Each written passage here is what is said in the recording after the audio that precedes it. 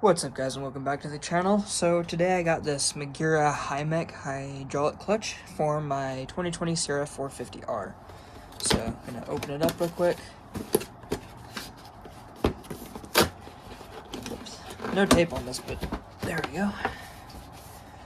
Okay, so that's pretty basic. I already actually opened this earlier, if I'm being honest. Came home from work, couldn't wait to open it, so I just did. So yeah, here's the assembly. Already comes pre-bled from what I saw on lots of other reviews that I saw on it. So got the main system right there, and then a couple odds and ends here. I'm not really entirely sure what this is, but that's why they have instructions, so read those. Okay, so turn the camera off for just a second. I took this handguard off, tried to fit up the clutch on it, or tried to put the clutch on the handlebars with the handguard on there. Didn't work too well, so I might be leaving the handguards off, which kind of sucks, but I was kind of thinking about doing it anyways. I took the stock clutch clutch lever assembly off as well. I also did that to actually check the Magura thing, and it works perfectly, as I thought it would, but might as well be safe. I loosened the front number plate, those two bolts right there. I'm not going to take it off unless I have to, of course, but I'm just going to let it sit there. From there, I'm going to take off probably this radiator shroud right here, and then I might have to loosen a bolt right there so that I can get this whole thing kind of loose and get that out. But let's get to work.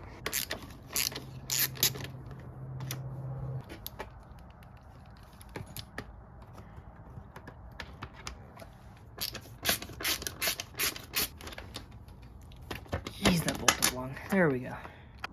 Okay, so the next step is I'm gonna take the end of the clutch cable out of where it connects to like the engine and everything. I can't remember what the part is called.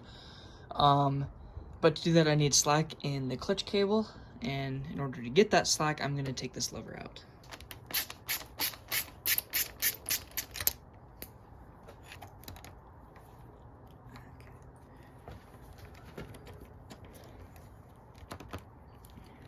I don't even know if that's the right way to do it, but I am replacing it anyways, so I guess I'm not really too worried about it. Okay, I also turned this adjustment knob all the way out just so we could get as much slack in this as possible. Okay, now that I have that slack in it, I should be able to just push the cable from the top, and just like that. Boom, it's out. Okay, while this thing is still mounted, I'm going to loosen this little thing right here, thing that actually holds the clutch, this whole thing. Again, I don't know what this is called, I just know how to work on it. I'm just gonna take that apart, or loosen it, and then gonna take this off. There we go. It's a pretty long bolt, dang. Now that we got that off, trying to find if there's a way to get this off. And there is, just like that. Okay, now that we have that whole assembly situation down there situated, now we can move up here, take this apart. This one's actually pretty easy. I've done this plenty of times. Just gotta rip the plastic cover off, basically. And since I am replacing this whole entire thing, I don't have to be super careful with it. Don't necessarily want to break it, but if it breaks, that's, oh well. Get like that. Then that can come right out. You just have to line that little channel up, and the cable will come right out, as you saw. You can remove any big parts, so that I don't entirely know how I'm gonna get this cable out yet. So basically, this is just like, regardless of if I have to take it off one way or the other, it won't be a huge deal. Okay, so I got the hydraulic clutch mounted, just basically, it's literally just this. I ended up getting the cable clutch out through here. I basically just had to lift the cable up and then pull it out. There was just a little grommet piece, or a little rubber grommet right here, and got that out. Then there was a couple plastics, like clip pieces down here. Got those with a needle nose plier.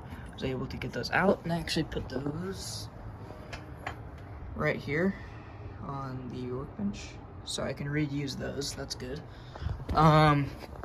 Yeah, for right now, pretty much got it most of the way set up, actually. Just have to run it behind here and then put those plastic clips on, and then that's good. That's like the basic setup right there. Okay, now that we got all the stuff up top situated, now it's time to move back down to the bottom. So with this slave cylinder, what I'm gonna do is I'm just gonna pull that out by hand all the way. And then, there you go, hook it onto there, just right like that. And then this should come with the kit that you get. Yours might look a little bit different. This is just what mine looks like for my crf450. So I'm gonna screw that right back in where the stock one came off.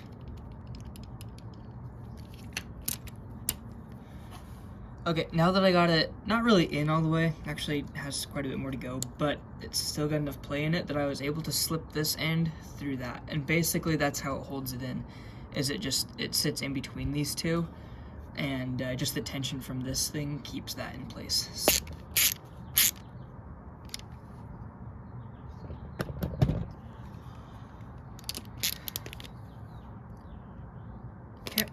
Now you are technically supposed to torque that down, but I kind of don't care, so I just did it till it was snug, about the same tightness that it was when I took it out. I think we're good. Okay, now that we got it all basically installed, now we can try it out. So this lever up here, wow, yeah, that is way lighter than the cable one. I can pull that in with literally my pointer finger. Holy crap.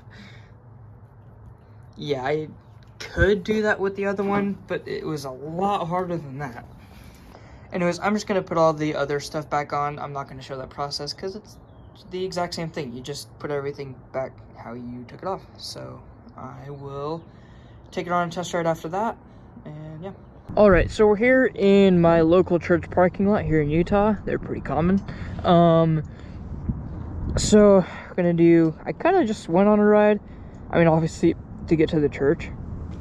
Right off the bat, holy crap, this thing is light. So let's get started, and I'll show you guys just what I mean. So pull the clutch in, like literally that will do. To put it in neutral, I found out is a little bit hard because I guess it doesn't completely disengage it. It only disengages it enough so that it doesn't stall out, basically. So I might have to adjust a little bit, work with that, I don't know. But anyways, so pull it all the way in, boom, in first gear. So it definitely pushes you a little bit more than it usually would. It's just because the clutch is partially engaged already. Like, see, if I pull it in just a little bit more, I can feel just a tiny bit of tension coming off of the bike. So yeah, it's pretty sensitive actually. So I'm just gonna let it out slowly, and right there the bike starts pulling forward, like right about there. So it's actually pretty good. I would say it's actually pretty close to the stock engagement point. With the hydraulic clutch, I was expecting it to be way further out. I don't know why, but I was. Yeah, that's like actually really good. Not gonna lie, that's pretty much stock right there. So get out to the engagement point, a little more throttle, and we're good to go. That was a bit of a rough shift, but I don't use the clutch for shifts anyways. I only really use the clutch to, well, to feather it coming out of corners or going into corners. Basically starts and stops, that's it. And brake taps. So there are a few things I use it for, but shifting is not one of them. Once you get to a certain point, like a certain skill level in riding, you learn that you don't really need the clutch that much. Like, there's even guys who will only use it for starting, stopping, and brake taps. They won't even use it in the corners. I happen to not be that skilled yet, so I still do that, but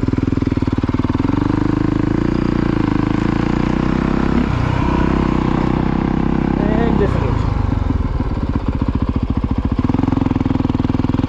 Yeah, it's a very, very light clutch, and the engagement point literally right there. That's literally all it engages, right there. I thought it was going to be a very on-off kind of clutch, and to be fair, it is a lot more than my cable clutch. Like, it's definitely, the cable clutch has more of an engagement point where you can kind of tether it a little bit. This one, not as much. It's definitely more on-off, but it definitely has a pretty good engagement point. Like, if you're already good at using a clutch, you should be just fine using this. The only experience with hydraulic clutches I've ever had was on a old KTM, and it was decent. I guess it was just maybe the clutch wasn't all that good, I don't know, but the engagement point was really far out and I kept stalling it, so it wasn't really my thing. But for some reason I wanted to try it again, and I'm glad I did, because that is amazing, and that's also way better than the KTM I tried. I'm sorry to all the KTM fanboys. No, I'm not. Who am I kidding?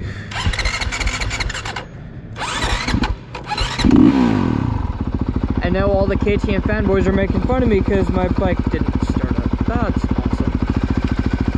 Anyway, so I think that's gonna do it for this video, guys. That's all that I can really say. It's an amazing clutch. I highly recommend it.